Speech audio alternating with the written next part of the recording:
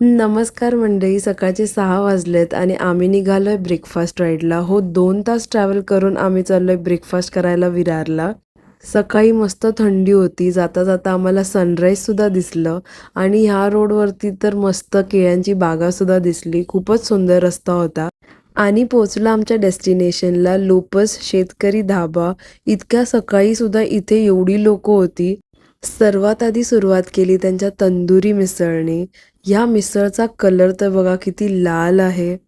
मस्त कांदा घातला, लिंबू पिळला आणि टेस्ट केली. खूपच अमेझिंग टेस्ट आहे. त्या रस्स्याला काय टेस्ट होती गाईज. नक्की ट्राय करायला या.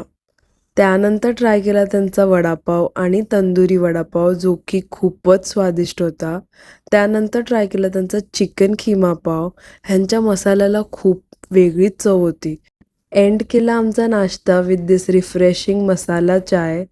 तर इथे बसायला खूप जागा होती आणि जेवणाला सुद्धा खूप सुंदर टेस्ट होती, पण सर्विस जरा स्लो होती. ब्रेकफास्ट होतं की लंच कळलंच नाही. पोट इतकं फुल झालेलं लिटरली. म्हणूनच आता आलोय बीचवर. इथे खूपच शांत वाईब होतं. सकाळचं मस्त कोवळं ऊन घेतलं, थोडं बीचवर वॉक केला आणि वेव्सचा आवाज ऐकून तर माइंड फुल फ्रेश झालं आणि निघालो घरी यायला. ऑन दी वे दिसलं हे भुजिंग सेंटर. पोटात जागा नव्हती, पण माझ्या फ्रेंडनी हे पार्सल घेतलं. चिकन आणि पोहे मिक्स असतं हे.